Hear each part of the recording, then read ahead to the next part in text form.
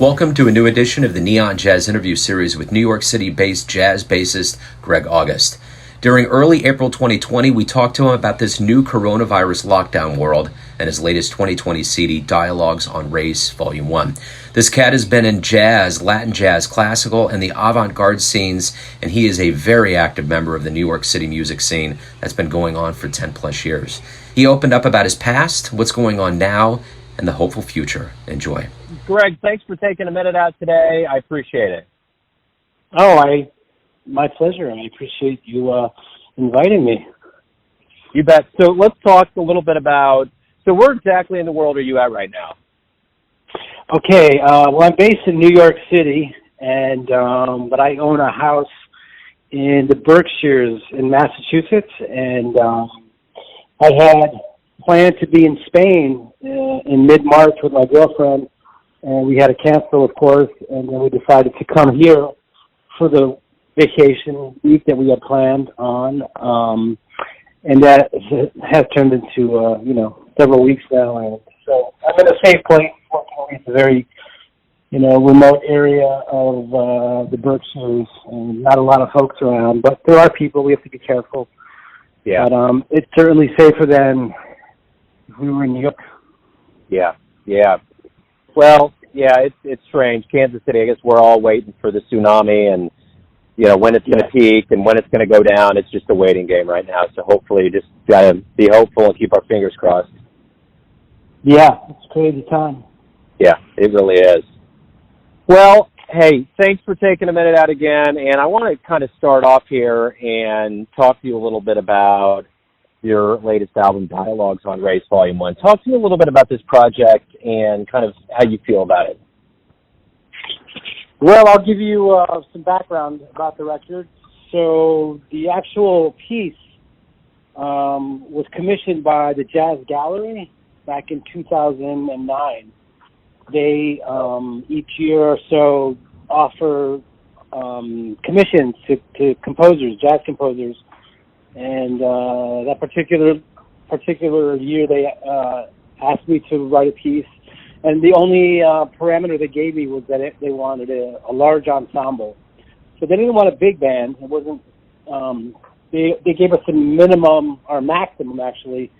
They told us it had to be no more than 11 players, and I can't remember whatever it was. They wanted a lot of something like 10 or 11 players. In any event, that was where the thing started 10 years ago or so, and the subject matter that I chose, I had,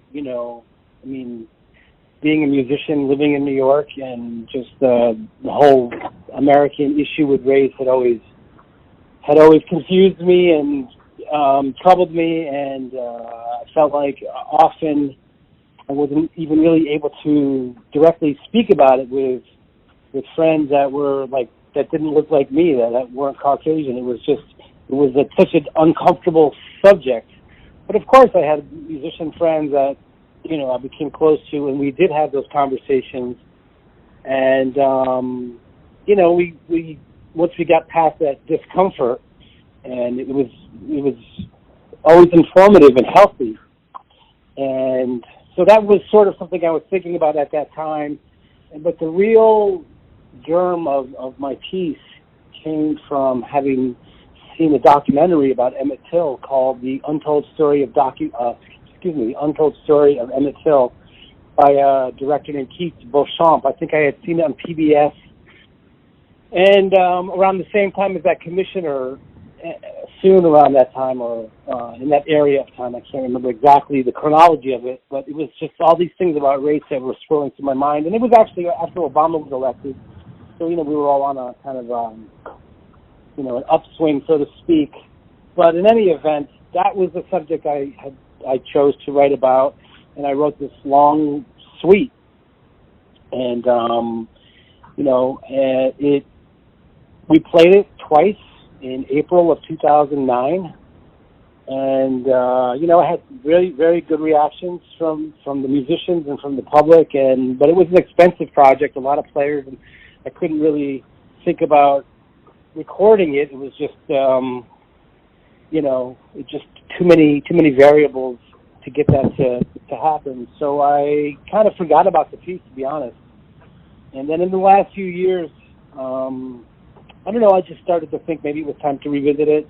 A lot of the issues in our country that deal with race, a lot of the political things going on, it just seemed like I needed to revisit that piece. And a lot of the guys that played it back then were also telling me the same, like, man, revive that thing.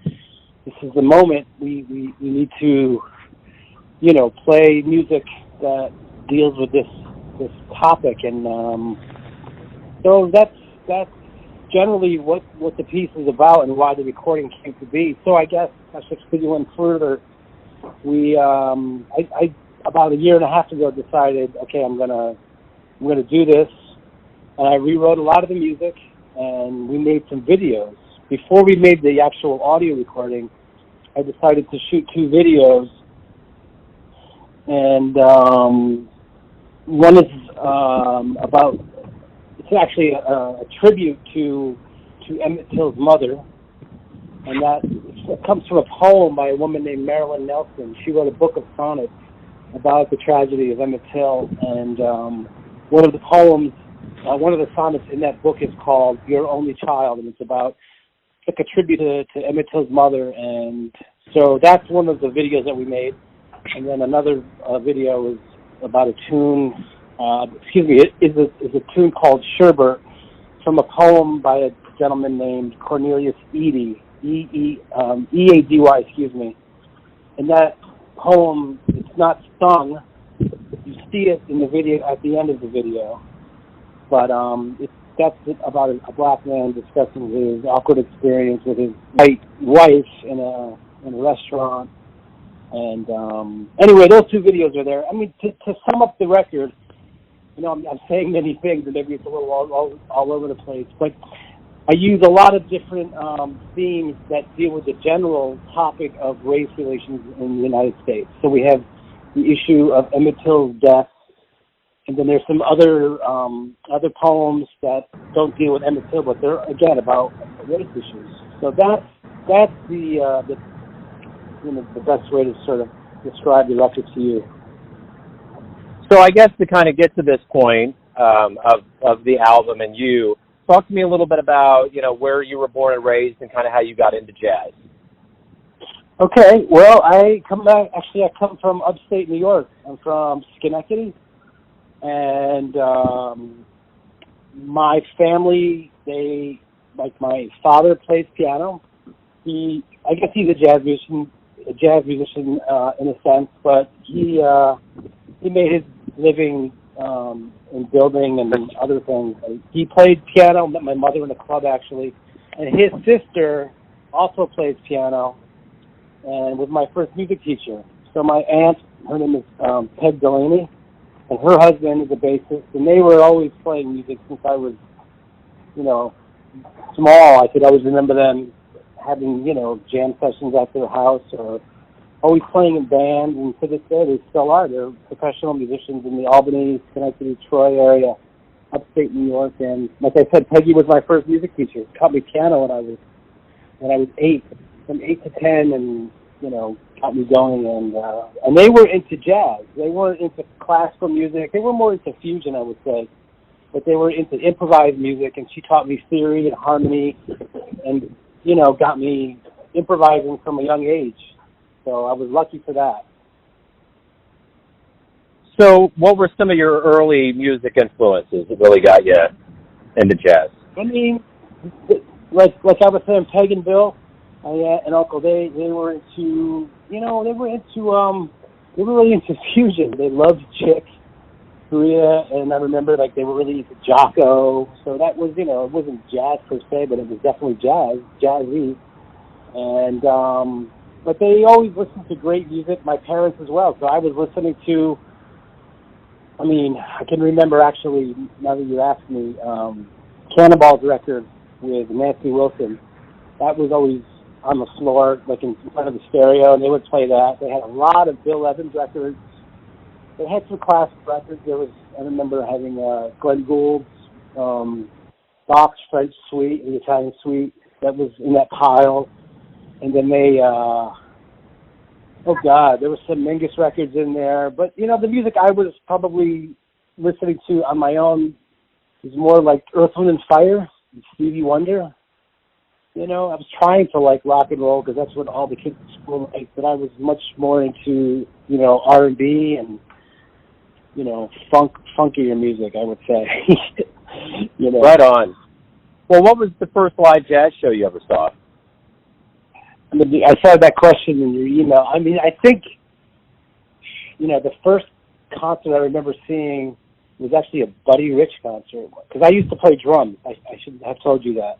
So my aunt started me on piano, but I always wanted to play the drums, and so when I was, you know, up till college, I was a drummer. So I could remember, you know, liking Buddy Rich because he was flashy and he was good, and my parents took me to a place in Saratoga. I don't know how old I was, but I remember seeing that concert quite young age. And then I would say the first real jazz concert that I can remember when I was actually an undergrad at Eastman. This is a funny story. My mother, she was working at the OTB Teletheater in Albany, and my mother's not a musician, but she always loved music, and she knew jazz, and she knew who jazz artists were, and she said, you know, Ahmad Jamal's been coming into the Teletheater for the last several weeks. I think he lived nearby, and I think he used to like lay the horses at one time. I don't know. And she became friends with him, and she would talk to him and say, oh, my son's a bass student at the Eastman School of Music. So he would come in and always say, how's the contrabass? Basically referring to me. So I remember, like, my first year at Eastman, she came to New York. We went to New York together to visit my sister, and we went to Eddie Condon's to see the Ahmad Jamal Trio. So that was in the 80s sometime, I guess. And he, you know, I met him, and he called me the contrabass. He's like, oh, you're the contrabass. It was quite funny. But, you know, when you asked that question, I was in the email, I was thinking back to, I had forgotten that story. But it's funny now that I think about it, because, you know, I've been hugely influenced by Ahmad Jamal. I mean, we all have, you know, but I had forgotten I met him in that context way back when. Ever so briefly. I mean, I just met him at his gig, but. Yeah, that's very cool, man. So, yeah. What about mentors? Who's really resonated with you throughout all these years and really taught you? I mean, you know, the one guy that I think of that I studied with briefly, but to this day I maintain contact with, is Rufus Reed.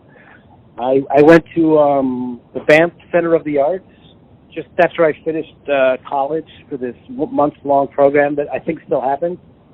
And Rufus was teaching there, and, you know, he was just a beautiful personality, beautiful person, and just a real deep musician, supportive about, you know, for everything we were all trying to do, and you know, just a real earthy bass player, and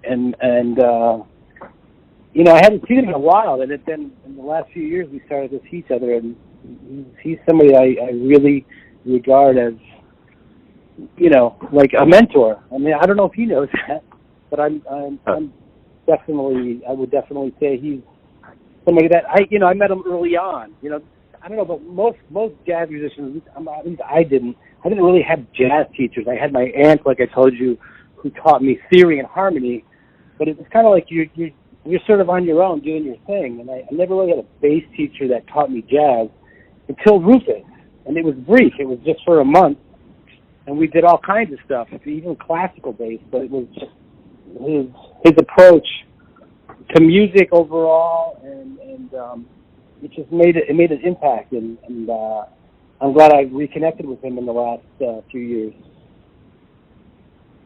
What do you like best about being a professional musician?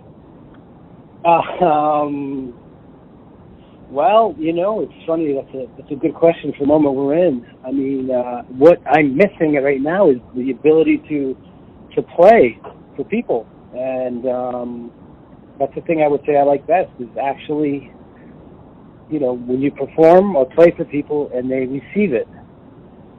So it's you know, just being a musician. I don't know about the professional part of it, but just being a musician and having something to say that people can receive. When it's received, when they get the message, it's a great thing. And now that we can't do it because we're all stuck inside, it's really, I'm appreciating that even more.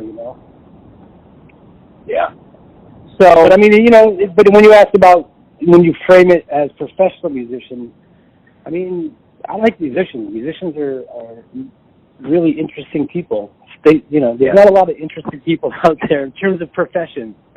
People are trying to do what they do to make their living, and a lot of them don't like what they're doing. But the people that are like my age, 40s, 50s, or whatever, that are still professional musicians, they are doing it because they want to do it.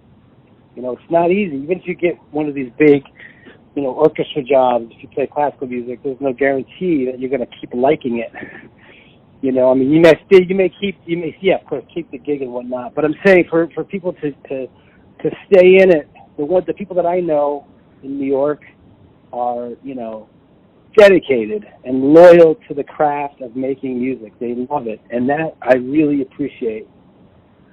So, yeah. So when we get out of this COVID-19 world and we go back to live music, what do you hope both the musician and the audience member realizes about life and seeing live music that they bring to the shows afterwards? Gosh, I guess I sort of was already saying some of that in my response about being a musician. Just that I think we're all craving human contact, direct human contact, and now it's all virtual and live music. I've always had faith or the belief that live music still matters.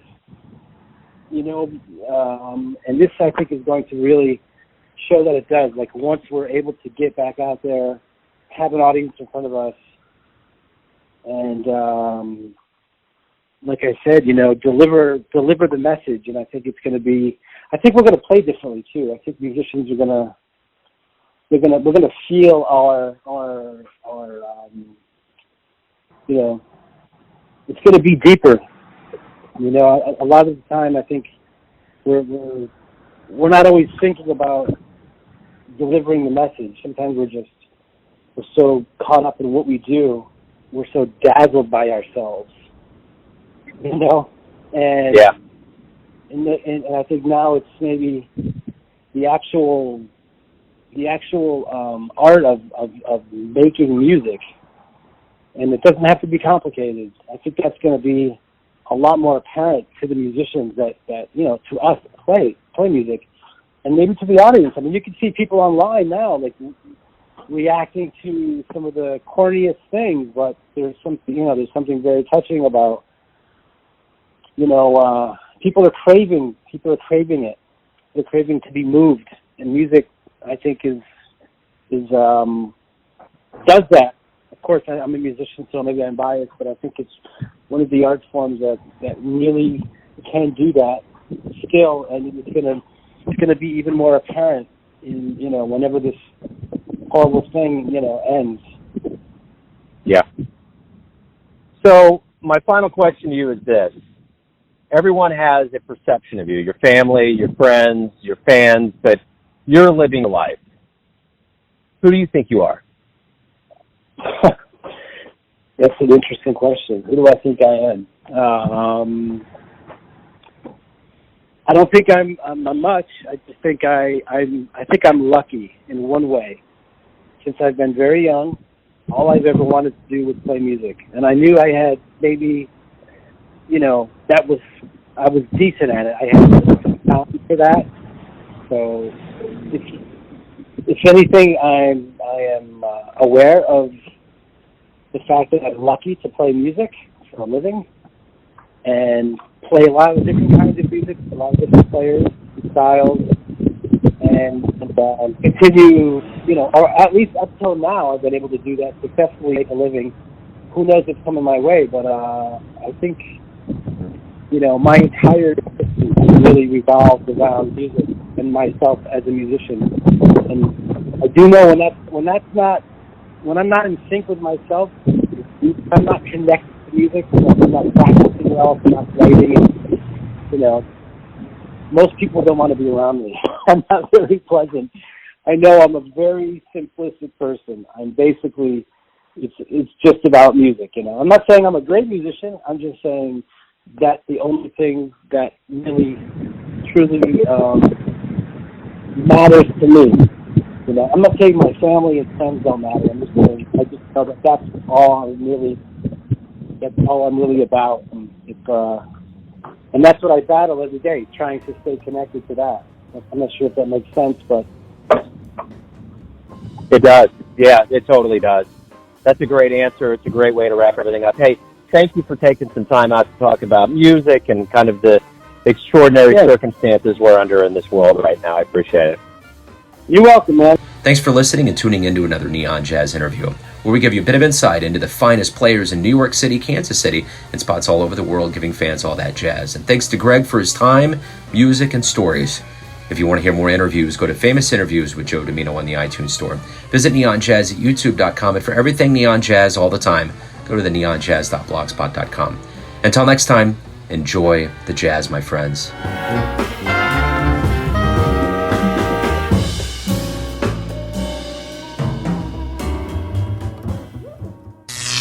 Neon Jazz.